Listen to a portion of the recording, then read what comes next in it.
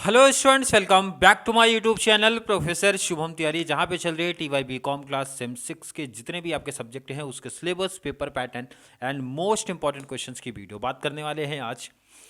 Syllabus and आपका exam pattern क्या रहेगा TY BCom class sem 6 financial accounting. बहुत सारे बच्चों की डिमांड थी सर इसका important question plus syllabus and कुछ टॉपिक्स जरूर स्टार्ट करिए। तो बात करने वाले हैं, सबसे पहली क्लास आपकी है इस सेशन की। आप बोल सकते हो भाई आपका सिलेबस क्या रहेगा, पेपर पैटर्न, उसके जस्ट बाद ही आपकी आ जाएगी मोस्ट इंपॉर्टेंट टॉपिक्स या क्वेश्चंस आपके complete practical point of view से एंड आपका शॉर्ट नोट्स वाले टॉपिक्स इंपॉर्टेंट क्वेश्चंस मैं प्रोवाइड करा के दे दूंगा। तो चलिए स्टार्ट करते हैं आज की क्लास।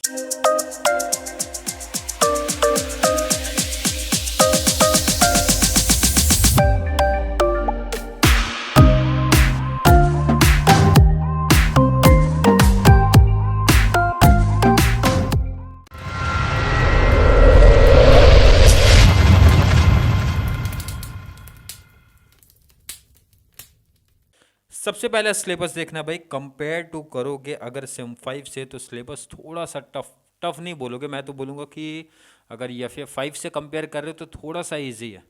सीए की जब बात करते हैं तो सीए काफ़ी टफ लेवल हो जाएगा क्योंकि कुछ प्रैक्टिकल थोड़े टफ लेवल के आ रहे हैं। बट यहाँ पे अगर कंपेयर कर रहे हो तो चैप्टर्स तो भाई 5 है टोटल। अगर आप स्टार्टिंग से देख रहे हो तो चैप्टर नंबर है टोटल 5।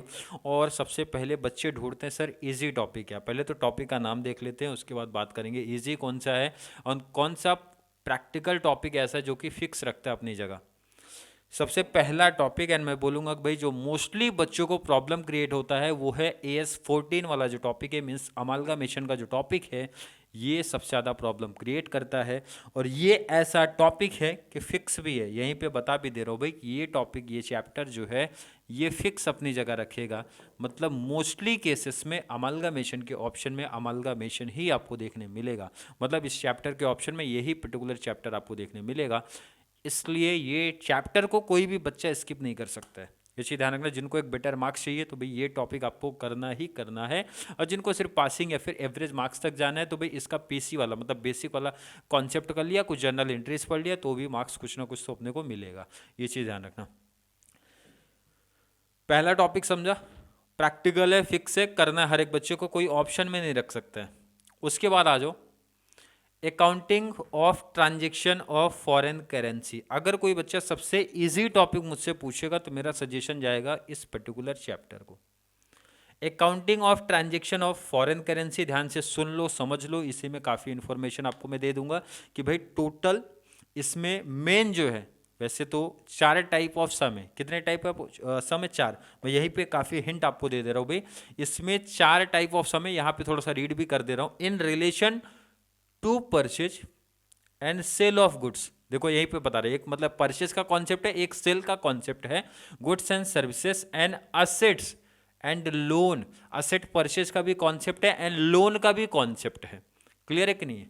तो इसका मतलब purchase, sale, asset and loan का कॉन्सेप्ट है। बट आपके एग्जाम पॉइंट ऑफ व्यू से सबसे मोस्ट आईएमपी टॉपिक्स में से यही दो हैं, परचेज अदरवाइज सेल ही बना है बीकॉम लेवल को। बीकॉम वाले बच्चों को अभी तक के किसी भी ईयर में, क्योंकि जो मैंने नोट्स बनाया है भाई 2002 से लेके 24 के पेपर को पूरा एनालिसिस करके ही बनाया है, उसी पैटर्न में डिवाइड किया इस पर्टिकुलर चैप्टर्स को भाई 1, 2, 3, 4 टाइप में।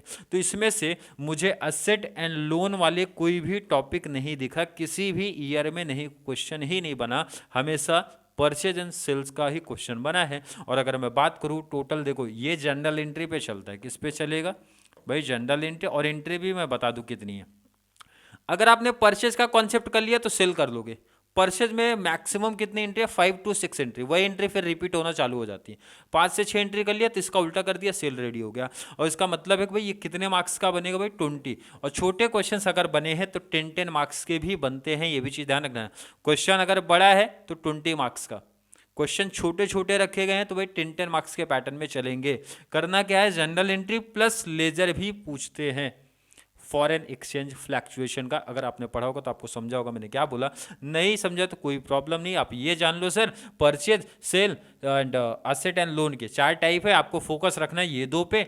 5 एंट्री परचेज में है, 5-6 एंट्री इधर पे है, वही एंट्री आगे रिपीट होते हुए कंटिन्यू जाती है। जनरल एंट्री हमें करना है 100%, उसमें नो डाउट है। लेजर पूछते हैं, फॉरेन एक्सचेंज फ्लैक्चुएशन का पूछते हैं, ये आपका टॉपिक है, सबसे इजी टॉपिक। अगर कोई बच्चा मेरे से पूछेगा तो मैं यही सजेशन हमेशा दूंगा, accounting of transaction of foreign currency, एक ऐसा चैप्टर जो कि मिनिमम 10 अदरवाइज 20 का पैटर्न लेके चलेगा, 10-10 मार्क्स के चलते हैं। बड़ा क्वेश्चन आएगा तो 20 का, अदरवाइज 10-10 का पैटर्न है। नेक्स्ट आ जाओ भाई, liquidation of companies, easy topics में से एक है, लिक्विडेशन वाला टॉपिक भी काफी इजी है। नेक्स्ट आ जाओ, under writing of shares and debenture का जो कॉन्सेप्ट है ये भी काफी इजी टॉपिक्स में से एक है। क्लियर है कि नहीं है? लास्ट आपका accounting for limited liability partnership, clear है कि नहीं? इसमें देखो इजी चैप्टर ये भी है। बच्चा बोलेगा सर सब इजी बोल रहे हो, तो मैं यहाँ पे हिंट दे दूँ, देखो ये इजी क्यों है। आपने फाइनल अकाउंट पढ़ा है, अगर आपने फाइनल अकाउंट पढ़ा है तो भाई आप इसको कर लोगे।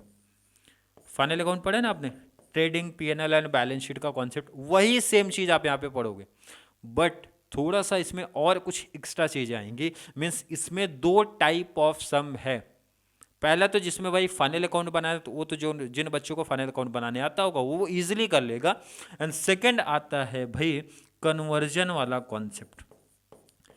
कौन सा? कन्वर्जन का कॉन्सेप्ट। इसका कुछ पैटर्न, मतलब इजी टॉपिक ये भी है, कन्वर्जन वाला टॉपिक भी काफ़ी आसान ही है, बट इसमें ध्यान रखना है कि जब भी आप प्रैक्टिस, कोई बच्चा अगर ये टॉपिक करेगा तो दोनों टाइप ऑफ सम को प्रैक्टिस करना, क्योंकि एग्जाम में दोनों 50-50% इंपॉर्टेंट है। आप ये 50 छोड़ो, आप इसको 60% बोल सकते हो, क्योंकि मोस्टली अगर पेपर में एनालिसिस करो तो ज़्यादा टाइम कन्वर्जन पूछा है और उससे कम टाइम में फाइनल अकाउंट पूछा है। बट एडवांटेज एक, भाई फाइनल अकाउंट आपने पढ़ा है तो ये बेस्ट रहेगा, एंड कन्वर्जन भी टफ लेवल नहीं इजी लेवल का है, तो वो भी आप कर सकते हो। चैप्टर कितने? 5 इजी चैप्टर कोई ढूंढा? अगर कोई बच्चा देख रहा है सर इजी चैप्टर सबसे पहला बता दो, तो उनको मेरा सजेशन रहेगा, ध्यान से सुन लो समझ लो। चैप्टर नंबर 2 को मैं सबसे इजी में रखता हूँ, ये मेरा सजेशन है। उसके बाद भाई लिक्विडेशन कुछ बच्चों को टफ लगता है, वैसे मेरा सजेशन है भाई इजी है। अंडर राइटिंग भी काफ़ी इजी टॉपिक है, बच्चों को टफ लगता है। लिमिटेड लायबिलिटी भी इजी है, बच्चों को टफ लगता है। तो भाई ये 4 में से कोई एक टॉपिक स्किप कर सकते हो, ये मेरा सजेशन है, कोई भी एक कर सकते हो। अब ये आपके ऊपर डिपेंड है कि भाई क्लास आप सब देख लो, आपका कॉलेज से क्लास जा रहे हो या फिर यूट्यूब चैनल से, कहीं भी किसी से देख लो। तो जो 4 में से आपको टफ लग रहा है वो हटा सकते हो, बट पहला चैप्टर नहीं हटेगा, वो अपनी जगह पे रुक जाएगा, मीन्स वो फिक्स क्वेश्चन है। तो यहाँ से आप कोई भी एक हटा सकते हो। हटाने का पीछे का रीज़न ये कि बच्चा बोल रहा है सर अगर एक हटा रहा हो तो भाई 3 बच रहा है, तो 30 मार्क्स। लेकिन ये चीज़ ध्यान रखो कि बहुत टाइम पर ऐसा होता है कि भाई ये 10 मार्क्स का बन गया और इसके ऑप्शन में पता चला अंडर राइटिंग का कोई कॉन्सेप्ट दे दिया, तो प्रॉब्लम आपके लिए हो जाएगी। इसीलिए सिर्फ आप एक ही चैप्टर स्किप कर सकते हो, ये चीज़ माइंड में रख लेना। अब ये मैंने बताया कि आपके ऊपर डिपेंड है, आप कोई भी चैप्टर कर सकते हो, बट चैप्टर 1 को छोड़ के। क्लियर समझा? सिलेबस में जितने भी टाइप्स, जितने भी टॉपिक्स थे वो मैं बता दे रहा हूँ। अगर कोई बच्चा अंडर राइटिंग को लेकर कंफ्यूजन है, थोड़ा सा हिंट मैं यहाँ पे भी दे दे रहा हूँ। अंडर राइटिंग ऑफ कमीशन जब कोई भी बच्चा प्रैक्टिस करता है तो ध्यान रखना, अगर किसी ने पहले से पढ़ा होगा तो उनको पता होगा, एक हमारा होता है भाई मार्क वाला concept, means marked application, and एक होता अनमार्क। पढ़ा है तो उन्हीं को समझेगा, नहीं अगर पढ़ा है तो कोई दिक्कत नहीं। मैं थोड़ा सा हिंट सिर्फ दे रहा हूँ प्रैक्टिकल पॉइंट ऑफ व्यू से, ताकि बच्चों को पता रहे सर कितने टाइप ऑफ सम है उस पर्टिकुलर चैप्टर में। एंड नेक्स्ट एंड लास्ट आता है भाई firm under writing. Firm under writing आपको ध्यान क्या रखना है, क्वेश्चन कौन से प्रैक्टिस करने भाई, फर्म अंडर राइटिंग लिख लो आप। फॉर्म अंडर राइटिंग का अगर कॉन्सेप्ट है तो सीधा 20 मार्क्स का क्वेश्चन ही छपेगा, क्योंकि सबसे ज़्यादा कन्फ्यूजन, सबसे ज़्यादा प्रॉब्लम बच्चे इसी में होते हैं। बहुत इजी कॉन्सेप्ट है, बट प्रॉब्लम है वो कॉन्सेप्ट कंडीशन समझने को लेके। अगर फॉर्म अंडर राइटिंग का वो कॉन्सेप्ट समझ गया तो 20 मार्क्स का क्वेश्चन आपका फिक्स हो जाएगा। हर एक बच्चे की बात करेंगे, कोई भी चाहे डिस्टेंस वाले हो रेगुलर वाले हो, फॉर्म अंडर राइटिंग का ही क्वेश्चन प्रैक्टिस करना है। ये नहीं कि स्टार्टिंग का छोटा सा क्वेश्चन पढ़ लिया खत्म कॉन्सेप्ट, मेन आपका केस यहीं से बनेगा। मीन्स इसी टाइप के प्रैक्टिकल क्वेश्चन आपको बनेंगे, ये चीज़ ध्यान में रख लेना। अगर आपने प्रैक्टिस किया तो जिन बच्चों ने किया होगा, पढ़ा होगा कॉलेज में क्लास में, तो उनको समझ गया मैंने क्या कॉन्सेप्ट बताया है। क्लियर, समझ गया syllabus, paper pattern I hope हर एक बच्चे को पहले से पता होगा, बट थोड़ा सा शॉर्ट में रिवीजन करते हैं। क्वेश्चन नंबर 1 जो रहेगा भाई ऑब्जेक्टिव्स रहेगा। ऑब्जेक्टिव्स में हर एक बच्चे को पता है ट्रू फॉल्स रहेगा, मैच द पेयर रहेगा एंड फिलअप हो सकते हैं या फिर एमसीक्यूज बोल सकते हो। तो भाई 20 मार्क्स का हमारा ये रहेगा। प्रैक्टिकल में देखो पैटर्न तो अपने को यही दिया है भाई, फुल लेंथ क्वेश्चन के ऑप्शन में फुल लेंथ, बट हमेशा ऐसा पॉसिबिलिटीज नहीं है कि 20 मार्क्स से क्वेश्चन अपने को मिलेंगे, ऐसी कोई गारंटी नहीं है। मैंने पहले बताया कि छोटे सम रहेंगे तो वो 10 के पैटर्न में भी जा सकते हैं, ये चीज़ अपने माइंड में रख लो। और मुझे लगता है कि भाई 10 मार्क्स का भी क्वेश्चन एग्जाम में आपके देखने मिलने वाला है, ये चीज़ की गारंटी ले लो। तो 10, इसीलिए मैंने बोला कि सिर्फ एक ही चैप्टर ऑप्शन में रखना, बाकी सब प्रैक्टिस करना है, क्योंकि इनकेस अगर 10 मार्क्स के ऑप्शन में कोई और चैप्टर आ गया, 2 चैप्टर ऑप्शन में रख दोगे तो वहाँ प्रॉब्लम फेस करना पड़ जाएगा आपको। क्लियर है कि नहीं? तो ये चीज़ माइंड में रख लेना। इसलिए मैंने पहले बता दिया कि भाई कोई भी एक अमालगमेशन को छोड़ के बाकी रख देना। और 10 के ऑप्शन में आ सकता है भाई 20 का भी क्वेश्चन बन सकता है। अब ऐसा नहीं 20 बनेगा नहीं, 20 बनता है, AS14 20 का ही बनता है। क्लियर है कि नहीं? अब AS14 का सिर्फ PC निकालने आ गया तो 10 मार्क्स का बनेगा। अब जैसे फॉरेन करेंसी मैंने बोला, परचेज का एक छोटा सम दे दिया, 10 मार्क्स का हो गया। अंडर राइटिंग का एक छोटा सम दिया, अगर फॉर्म अंडर राइटिंग का कोई बड़ा कॉन्सेप्ट केस नहीं दिया तो भाई वो भी 10 मार्क्स का ही टॉपिक है। LLP में कन्वर्जन वाला जो छोटे सम्स आते हैं 10 मार्क्स को आते हैं, तो ये सब चीज़ें आपको ध्यान में रखनी है कि मतलब 10 मार्क्स का भी बन सकता है भाई, 20 मार्क्स का भी बन सकता है, ये चीज़ बहुत क्लियर रखना। तो क्वेश्चन नंबर 2, 3, 4 ये आपके हो जाएंगे भाई प्रैक्टिकल। प्रैक्टिकल कितने मार्क्स का आएगा आपको? 60 मार्क्स का प्रैक्टिकल आएगा। 20 का पैटर्न चलेगा। क्लियर है? लास्ट आपका क्वेश्चन नंबर 2, 3, 4 ये पुराना पैटर्न, इसलिए आपको यहाँ पे 5 भी दिख रहा होगा। 5 पे आपको ये वाला क्वेश्चन रहेगा, मीन्स शॉर्ट नोट्स आपको बनाया जाएगा। शॉर्ट नोट्स में इंपॉर्टेंट दूंगा, हर एक टॉपिक से ध्यान रखना। कितने चैप्टर भाई? 5 है, तो 5 में से एटलीस्ट एक तो बनने वाला है, हर एक बच्चे को पता है, क्योंकि हमें लिखना होता है भाई 4 और पूछे जाते हैं 6, तो एक हर एक टॉपिक से बनेगा। तो मेरा सिंपल सजेशन है भाई, जो आप 4 चैप्टर पिक कर रहे हो, मतलब 4 चैप्टर तो आप पढ़ने वाले हो। क्लियर है कि नहीं? ध्यान से सुनना समझना, 4 चैप्टर आप पढ़ने वाले हो, तो भाई उन्हीं 4 चैप्टर्स के जितने भी शॉर्ट नोट्स वाले इंपॉर्टेंट है वो कर लेना। अब ध्यान रखो, थोड़ा सा हिंट दे दूं ताकि बच्चों को समझ जाए। अगर कोई बच्चा जैसे मान के चलो अंडर राइटिंग पढ़ रहा है, तो अंडर राइटिंग में हर एक बच्चे को पता है भाई, अंडर राइटिंग सबसे पहला तो इंपॉर्टेंट क्वेश्चन है भाई अंडर राइटिंग।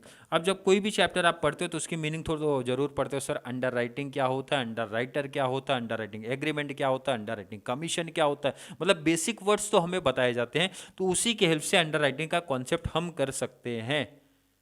और क्या बनता है सर? Form under writing. अब इसका तो प्रैक्टिकल ही आप कर रहे हो ना भाई, प्रैक्टिकल कर रहे हो तो थोड़ी सी हिंट आपको वहीं पे मिल जाती है भाई फॉर्म अंडर राइटिंग क्या होता है। मतलब क्वेश्चन सिंपल ही पूछे जाएंगे, डायरेक्टली पूछे जाएंगे। तो प्रैक्टिकल जब आप पढ़ते हो उसके बाद जस्ट शॉर्ट नोट रीड कर लिया करो, बस रीड कर लोगे तो कॉन्सेप्ट ही आपका खत्म हो जाएगा। टाइप्स ऑफ अंडर राइटिंग पूछी जाती है, तो ऐसे ही क्वेश्चंस बनेंगे। तो मतलब हर एक चैप्टर से आपको 3 से 4 क्वेश्चन पढ़ना है, आईएमपी वाले, और उसी क्वेश्चंस में से बन जाएंगे। क्लियर समझा? आई थिंक हर एक बच्चे को समझा किस तरीके से शॉर्ट नोट्स की प्रिपरेशन करनी है, कौन से प्रैक्टिकल क्वेश्चन रहेंगे, क्या सिलेबस है, कितना पढ़ना है, कौन सा ऑप्शन में रख सकता हूँ, कौन सा फिक्स कर सकते हैं, ये इसी वीडियो में पता चल गया है। आई होप हर एक बच्चे को समझा होगा। एंड मोस्ट आईएमपी वाले में थोड़ा सा प्रीवियस ईयर एनालिसिस करके मैं इंपॉर्टेंट बता दूंगा, एंड शॉर्ट नोट्स के इंपॉर्टेंट क्वेश्चंस लिख दूंगा, जैसे यहाँ पे 1-2 लिखे वैसे पूरे हर एक टॉपिक के लिख दूंगा मैं। क्लियर है? आई थिंक हर एक बच्चे का कॉन्सेप्ट यहाँ तक क्लियर होगा। फिर भी किसी बच्चे को आज की क्लास को लेके कोई भी डाउट, कोई भी कंफ्यूजन क्रिएट हो रहा है तो जरूर जल्दी से नीचे कमेंट में ऐड करो, या फिर कॉन्सेप्ट क्लियर है, वीडियो आपको थोड़ी सी भी हेल्पफुल लग रही है तो वीडियो को ज़्यादा से ज़्यादा TY BCom वाले बच्चों को जरूर शेयर करें, ताकि उनको इस चैनल से बहुत सारा बेनिफिट्स मिल सके। तो चलिए मिलेंगे अगली क्लास में, तब तक के लिए थैंक यू सो मच।